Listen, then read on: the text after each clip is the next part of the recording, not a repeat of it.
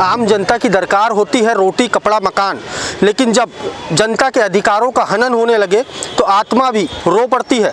नमस्कार, मैं हूं पारस बैसवार, आप देख रहे हैं महाराष्ट्र टीवी 24 की खास पेशकश बोल नागपुर बोल। इस वक्त हम मौजूद हैं नागपुर के संविधान चौक में, जहां पर अपने मकानों से बेघर होने के बाद जो बुट्टीबोरी सातगांव के जो रहवासी है, उन्होंने अपना जो ठिकाना है वो नागपुर के संविधान चौक को चुना है।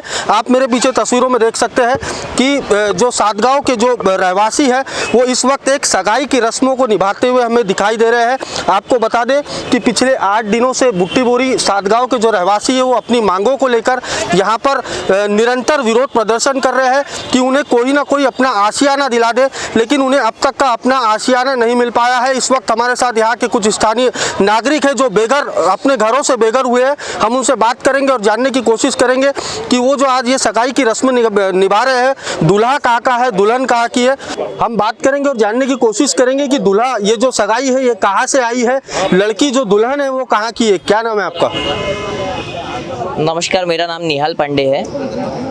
युवा परिवर्तन की आवाज़ संगठन की ओर से पिछले 25 तारीख से नागपुर संविधान चौक पर पालक मंत्री देवेंद्र जी फडणवीस न्याय देंगे ये उम्मीद से सातगांव ग्राम पंचायत के लोग धरने पे बैठे हैं। 24 तारीख को ये लोगों का घर हाईकोर्ट के निर्देश के अनुसार तोड़ा गया था और आज ये लोग पिछले 8 दिनों से रास्ते पे है। दिन में भारी धूप और रात में बरसात में का ये लोग सामना कर रहे हैं और नागपुर के पालक मंत्री को अभी तक इन पे दया नहीं आई, नागपुर के प्रशासन को दया नहीं आई। आज एक सगाई की रस्म यहाँ पर निभाई जा रही है। इसमें जो स्वागत उत्सव में है नाम लिखा है वो सूबे के उप मुखिया देवेंद्र फडणवीस का है। क्या वो आए हैं यहाँ?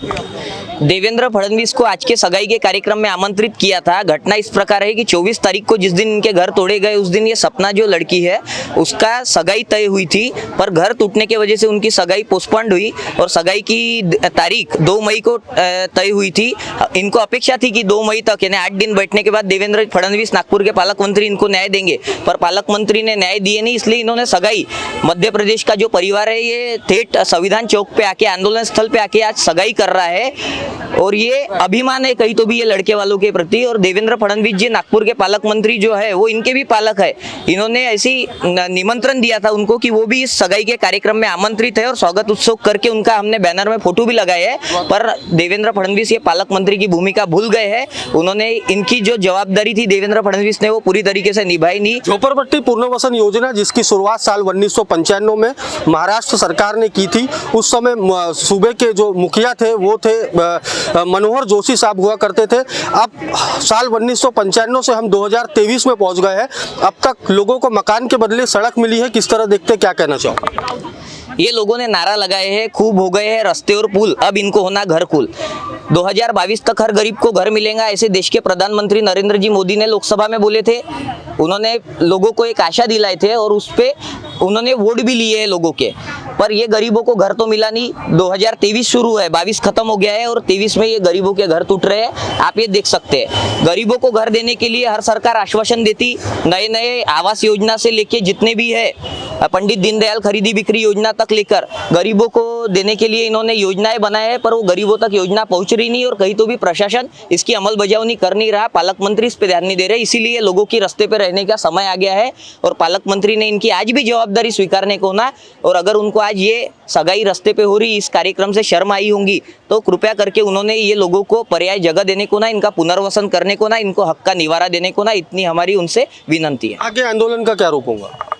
आज हमने जिस प्रकार से सगाई की है यहाँ पे, अगर ये लोग रास्ते पे रह रहे हैं, इनकी तबीयतें खराब हो रही है, इनका खाने का सामग्री पूरी तरीके से अभी खत्म हो गया है, तो देवेंद्र फडणवीस ने अभी भी ध्यान इस पे दिया नहीं, तो हम कल से ठेठ त्रिकोणी पार्क जो है उनका घर है वहाँ पे हम जाएंगे और कहीं तो भी देवेंद्र फडणवीस संविधान भूल गए हैं। संविधान में मूलभूत अधिकार करके अन्न वस्त्र निवारा ये दिया गया है। निवारा यानी इनका हक का घर, इनका मूलभूत अधिकार है और देवेंद्र फडणवीस संविधान भूल गए, नागपुर का प्रशासन संविधान भूल गया, ऐसा हमको लग रहा है। इसलिए हम देवेंद्र फडणवीस के घर के सामने ठेठ कल से संविधान पठन करना शुरू करेंगे और जब तक हमको न्याय मिलेगा नहीं, हमारा संवैधानिक अधिकार मिलेगा नहीं, तब तक हम वो जगह छोड़ेंगे नहीं।